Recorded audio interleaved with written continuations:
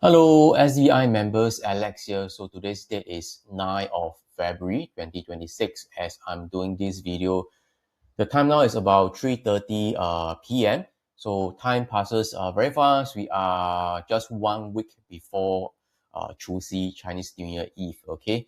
So yeah, start of the February, the market has been quite choppy and coming down for the past 1 week or so. So let's have a recap on what happened last week, okay? And see the what I posted last week as well. So by the way, right, the Feb 2026, the 100% stock data sheet, it is now out, OHPC. Okay, it's inside your members area right now. Okay, and this was the update last week, 2nd of Feb. So overall, I think that, the things that I mentioned turns out quite well. Okay, turn out quite well. So you can see that the gold and silver, okay, I said that short-term rebound, it is possible. So it is after a very sharp pullback, okay.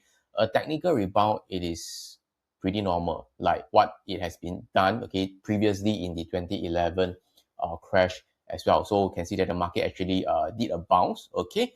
And of course, we need to see the price action and also the options flow to guide us how price action might go to, okay, for the coming weeks or so, okay. And then the crypto is something that's conflicting. You can see that crypto continues to go down a lot more. I think it could be a short-term capitulation, okay? And either I feel that either the smart money is totally wrong or they are seriously accumulating. So based on the options flow, okay, the flow, it is actually still pretty okay, okay, and still like it seems that they are still accumulating, okay, Bitcoin and Ethereum as well. So the China large cap, okay, and also very weak, okay, so it actually fell. So it was largely in line with the options flow. And the indices, so this one I got it correct also, so it actually fell, okay. All right, so based on the money time frame, the star reversal signal has formed, so it fell last week, okay. All right, so and then the treasury bonds, okay, at the start of the week, okay, it had a little bit of correction. It came down a little bit, okay, but after that it rebounded. So personally, okay, I had a short in the TLT at the very start of Monday. So price came down, okay, I made some profit. After that, I shifted my stop loss to my break-even point. Unfortunately, okay, price went back up, so I got out at break-even. So I didn't really lose money, okay, and didn't make money as well. So it is a break-even trade, okay. So all in all, last week I said that I did not have any long equity watch list last week. So it is also pretty much, okay, in line, got it correct. Also, I don't really want to have it, okay, any long stocks. Okay, so let's have a update on this coming week, okay. So for this coming week, let's have a look at the calendar first. So quite a number of data releases this week over there. Okay, you can see that Tuesday, Wednesday, Thursday, Friday, there are data coming out. So on Friday, there's this CPI, but this is just a routine data release. So we still look at the price action, the flows, and everything. Okay, and as I mentioned, okay, the media, the news can use any of these bad results, good results to explain why the market will go up or down. Okay, but it doesn't matter. Okay, it doesn't matter. Don't look at the narrative of why this thing will cause the market to go down. It is just an explanation for the media and news to tell the public why something asset class go up or down. But this is something that you just need to be aware of. Okay, these are the news that are coming out. Okay, all right. So for this coming, let's take a look at the data first. Okay, since I'm here, okay, the data first. Okay, so you can see that for the bullish stocks, okay, these are the one I already updated in the SVI Alpha bot already, the ETF, okay, not a lot on the bullish side of thing, okay, but the bearish stocks also not a lot, okay. So the bearish ETF also does not have a lot. So all in all, most likely this week, okay, the screen will not give out a lot of so-called signal or trigger out there, okay, for this coming week or so. Okay, and if you take a look at the S&P 500, okay, S&P 500, okay, what has happened, okay? So you can see that after that, I mentioned about the monthly time frame. This is the monthly time frame. Do a naked chart first, naked chart, okay? I say that there is a potential star reversal signal out there. So this is the start of the month. So it is still hovering at the top. So potentially the market can still continue to go down. Okay, I mean that it is based on a monthly time frame currently. Okay, so the possibility is still there. So this is what happened on the daily time frame. If you add in the market scope indicator over there, you can see that after price went down as expected. Okay, come down. Okay, there is a green dot over here on the Elder Force Index, okay, with the ATR channel, okay, so it is down with a green arrow, not green arrow, a green dot, which means that price, it is a little bit oversold. So we can see that after that on a Friday, price actually rebounded over there, okay, and price actually hit the CPR level there. So right now we are still in the midst of this CPR level, okay. Price must convincingly clear the CPR, then based on price itself, then I say that the price action is not so bearish, so we should still stay so-called bias more bullish. But as of now, it is still there. Okay, and if you look at the spot cash index, it is also there as well. Okay, for the Nasdaq futures, it is the same. As of now, a bit flat, slightly negative lah. Okay, you can see that price actually dropped below the cloud level, rebounded, but we are still below the CPR level there. Okay, Russell 2000 we is the more bullish of the three indices. Okay, price rebounded at the CPR level. Okay, now hovering back again after the green candle over there. Okay, so all in all, okay, what does the flow say this coming week? Okay, so before I go for the indices, okay, let's take a look at the options flow first. So I've already posted the options flow for this coming week. Okay, I mean that for the SVI Alpha members, right, you can just read through anything. You can just ask me in the members area over there. So this is one of the that. Okay, so prior to that, okay, I mentioned about the EWY ETF. Okay, EWY ETF, I actually shorted this EWY. I was a little bit lucky. So after that, can see the EWY. Okay, EWY over there. Okay, I shorted there on this day 4th, okay, but not exactly at the top over there lah. Okay, by the time it was at the low already, so I shorted there. But after the so-called the after hours, the EWY actually kept down lower to 115 about there. So I actually made some good profit and I exited lah. Okay, but after that price rebounded. Okay, my price rebounded, but somehow if you are still holding, I'm that you have to place your stop loss and see how it goes. Okay, but for me, I have already exited of that. It is just a stroke of luck. Okay, somehow I just put there, it just got hit after hours. Okay, price could also possibly do not turn out this way, did not after hours hit there and reverse back up. Okay, but I would most likely still holding on to it for a short. Okay, but this is how I managed to catch the MSCI Korea ETF. Okay, over here. Okay, and the latest one I posted. Okay, gold. Okay, gold, you can see that I just go through a few of the options flow. Okay, go over there very briefly. Okay, so the net intention, it is actually bullish. You can see that the 0 to 9 DTE, it is positive delta. 10 to 60 day, it is positive delta also. So all in all, it is actually positive. So as such, okay, I wouldn't want to go short on this. So previously I mentioned in the SVI Alpha group chat, I actually did a quick long. I did a quick long on gold prior to that, okay, when it was at the bottom over there, okay, I actually long. So I somewhere around 4,008 level, I already exited. If you're talking about GLD, okay, let's look at GLD, okay, GLD over there, okay. I use CFD to trade, okay, somewhere around here, okay, I actually bought, okay, then after that exited, okay, just right before the CPR over there, okay, so a quick short-term trade, okay, all right, so I already exited also, but as of now, you can see that the flow, it is still bullish, okay, so I wouldn't want to go and short gold, but silver, okay, it is a bit diverging. So the silver options flow, it is actually bearish. It is actually bearish. You can see that the 0 to 9 negative, 10 to 60 days, it is negative. So it's a bit diverging. So which one to follow?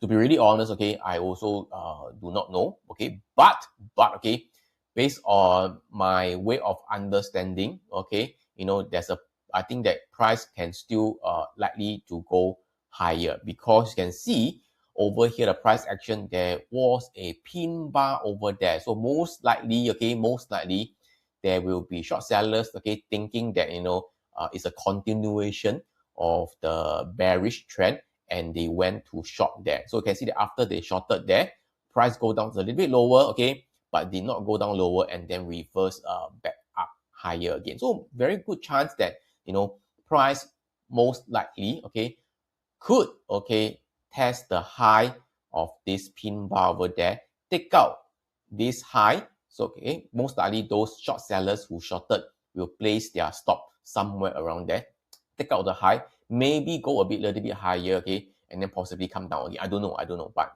so which means that I'm looking for this coming week, short term wise, 1 to 2 weeks, right? Price can still continue to go higher, even for the silver as well. Okay, most likely there's a good chance that price maybe for silver could retest, okay, the CPR level here, which is at about $92 or so. Again, this is just my opinion. So I will mainly use the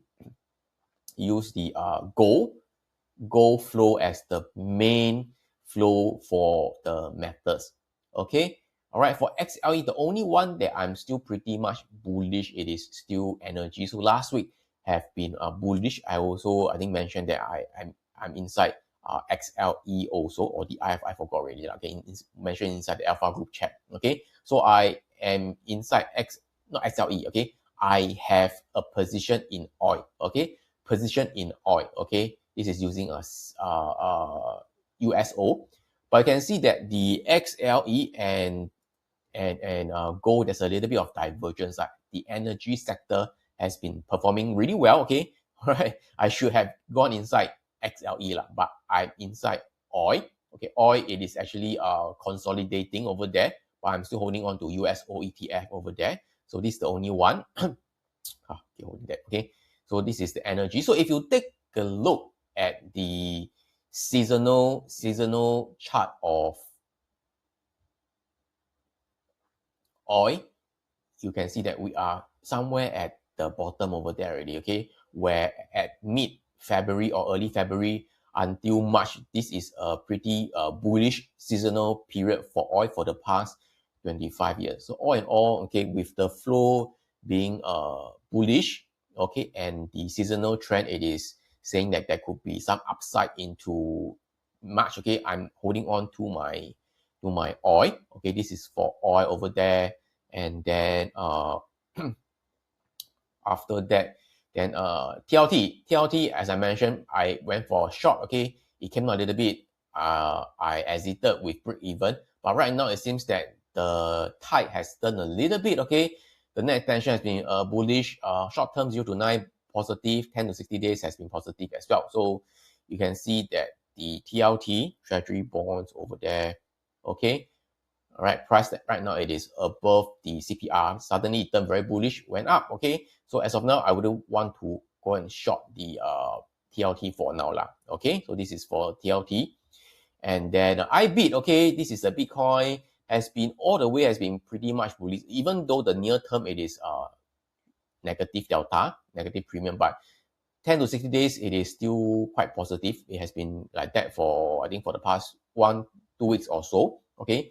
Ethereum is the same. It is the more bullish compared to Bitcoin. So, if you take a look at Bitcoin over there, okay, this is the Bitcoin. Okay. All right. It has been suddenly there was a very sharp sell off, okay, on Thursday, minus 13%. Okay. And then boom, okay. And then did a quick rebound over there. Okay. After a sharp sell off, rebound, it is again normal. But okay, just to let you know here, for Bitcoin ETF or Bitcoin itself, there is a potential star reversal signal over there. Okay, you can see that also there's a green dot over there. So it is a little bit oversold, plus the green dot, it is also a potential reversal. Okay, this is based on the daily time frame. And for the Ethereum, okay, once again, there is also a potential star reversal signal on this candle over there, which is on a Saturday. Okay, so both the crypto, it is showing a star reversal signal over there. Okay, again, it doesn't mean that price will definitely rebound up to another high or so, but it is just telling you that there could be a rebound. But again, I said a lot of times, okay, we won't know what is the magnitude of the rebound, which means that we don't know how high if there's a rebound, if, okay, price really does go higher. And of course, okay, it doesn't mean that it is going to be going higher. It could still continue to go down lower, but it just tells us that, okay, if you are bearish on crypto, okay, even at this time right now, you should not short crypto, even though you are bearish, okay? Star reversal signal is there, okay? It's at the low over there, okay? Yeah, you can choose not to long, but you don't go and short crypto right now. It is a bit dangerous, okay? This is what I'm trying to tell you with the star reversal signal, okay? You could choose not to long, okay? You can don't buy, but you don't go and short it, okay? This is for crypto. And then for the FXI China large cap ETF, so if you actually take a look at Hang Seng and FXI, it is largely in tandem. So it is correlated, okay? The movement, it is pretty much correlated, okay? So, okay, short-term wise, there could be some rebound, but overall, the 10 to 60 day, it is still bearish. So you can see that the clean flow is aggressively selling upside call. Selling calls means that there's a cap on upside, thinking that price will not go higher. So I mean, for those in alpha group can read further lah. Okay, so possibly again, I'm looking for a good chance to short the Hang Seng or the FXI again. Okay, for the indices wise, okay, right, before I go to indices, okay, let's take a look at Hang Seng. Okay, let's take a look at Hang Seng over there. So back to the seasonal chart over there. Okay, you can see that the Hang Seng over there. Okay, all right.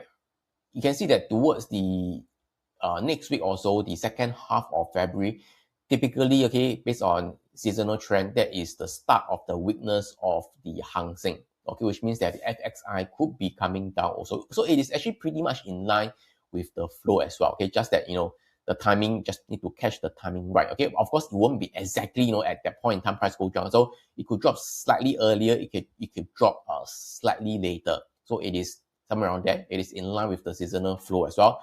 And about that, talking about gold, okay, all right, possibly if you take a look at the seasonal trend, okay, based on seasonal trend, okay, historically towards it can go up until the end of February before price start to come down lower from late of February onwards. So this is also pretty much in line. Okay, you can see that the flow also state that, you know, short-term wise, the price of gold can still continue to go higher. So pretty much in line with the seasonal trend as well. Okay, so let's take a look at the indices right now. For the indices, okay, overall IWM, QQQ, okay, SPY, the flow, it is actually still overall much negative. But short-term wise, you can see that the 0 to 9, it is actually positive for IWM. This is Russell 2000. For QQQ, okay, 0 to 9 DTE, it is actually negative. Short-term wise is negative. For SPY, it is also negative. Okay, so even though Friday seems to be very bullish, but overall for the past 2 weeks, okay,